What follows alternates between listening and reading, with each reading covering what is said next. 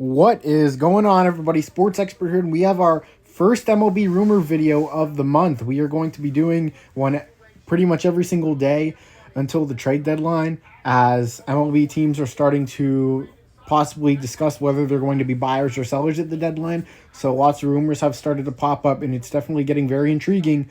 So before we start the video, please hit the subscribe button if you're new to the channel. Turn on the post notification bell. Like the video, comment what you think. I would really appreciate that, guys. Liking and commenting helps the algorithm, and helps my channel out and helps people want to find what they want to look for. So yeah, but we do have some intriguing rumors here, and we'll start off with the New York Yankees. They have a breakout star in mind at the trade deadline, as the New York Yankees are looking to add significant bullpen help at the deadline. That seems to be their number one focus, and two names that have come up are Oakland A's Mason Miller and Miami Marlins Tanner Scott. Tanner Scott is more likely to be attainable and seems to have a very solid shot ending up a Yankee by the end of the month. So Mason Miller, he's definitely the more hot name here due to his strikeout numbers and his fiery 102 fastball that he can throw in there every couple pitches. But the thing is, he has 5 to 6 years left of control, so the A's won't be too reluctant to give up on, will be a bit reluctant to give up on him there. So the trade package for Miller might be way too much than teams might want to offer for a reliever. You could always flip Miller back to a starter if you felt like what you gave up may have been a bit too much.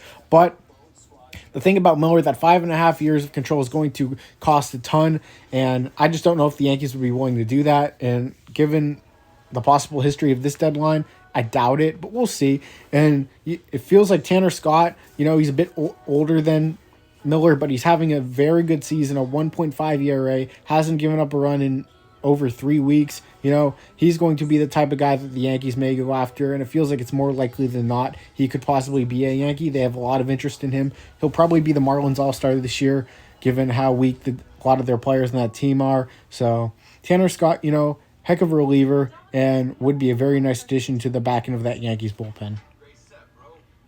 The Chicago White Sox seem more likely than not to trade starting pitcher Garrett Crochet by the trade deadline due to his innings limit and possible risk of being a long-term dominant arm. So reports have came out over the past few days that Crochet's innings are expected to be limited over the course of the season in the second half, and the White Sox may be looking to trade him now, as maybe they feel like there's risk that they don't know how he can hold up as a long-term starter. They don't know how that elbow could hold up. He's had a Tommy John in the past, I believe.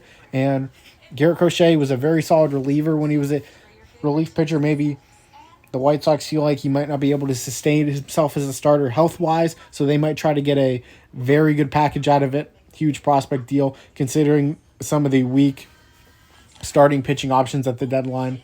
So, but, Crochet, I think a lot of teams will be intrigued with adding him to the top end of the rotation, so regardless of what the White Sox think. But, yeah, he could be a very good starter in the playoffs, no doubt there. So the White Sox, we'll see what they do. I feel like they should extend him, but at the same time, the White Sox feel like trading him is the best move here, and we'll see what they could get for him by the deadline. The Arizona Diamondbacks are struggling with their starting pitching for the time being, but they don't seem too willing to make a move in the rotation due to the possible returns of guys like Eduardo Rodriguez, who they signed in the offseason, and Merrill Kelly in the near future. So they did get Zach Gallen back from injury, but they do have an issue now that Jordan Montgomery was placed on the injured list, so they lose him. That doesn't seem too ideal, but they might be getting guys like Eduardo Rodriguez and Merrill Kelly back, so that could definitely help shore up the rotation.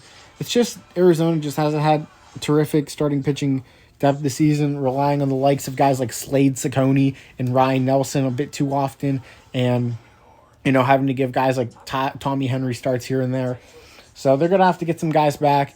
Maybe they should add maybe a lower tier starter at the deadline, maybe like a Cal Quantrill or something like that, or a Trevor Rogers wouldn't be too bad for them. But given their depth, it's understandable why they may not want to give up prospects for a starting pitcher. But looking at some of the guys that are hurt, I think maybe it should be a move they consider at least, especially if they want to contend there.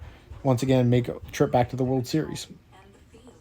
The Los Angeles Angels seem to be set on getting value back for infielder-outfielder Luis Rengifo at the trade deadline amid a breakout year. He could land, from what has been heard, Rengifo could land them a very solid prospect or a package that may be better than most fans expect. Here's the thing about Rengifo. Very good hitter. He's shown some improved pop over the past couple of seasons. So that's definitely intrigued teams as of late. And he can play anywhere in the field. He can play anywhere in the infield pretty much. On the outfield too. There's a lot of value there defensively. So he's a very solid utility player that can really hit at the major league level. Has over an 800 OPS. And I think he has a year or two of control left, something like that. He's going to be a guy a lot of teams are going to be intrigued in. And honestly, the return for him could be much better than what people think. Will he fetch a top 100 prospect? Maybe a low-end one, which could maybe catch some people off guard. But regardless of they land a top 100 prospect or not, it's going to be a solid trade package. He's going to give... There's going to be a very solid return with this guy. Maybe they put Tyler Anderson in the deal with Luis Rengifo so they can maximize the return on a guy like Anderson with that contract. So I appreciate everyone being here. Sports Expert here. Please hit the subscribe button to the channel. Turn on the post notification bell if you're a baseball fan. Would appreciate it very much. Like the video. Comment what you think. I'm out, guys. Sports Expert here. Peace.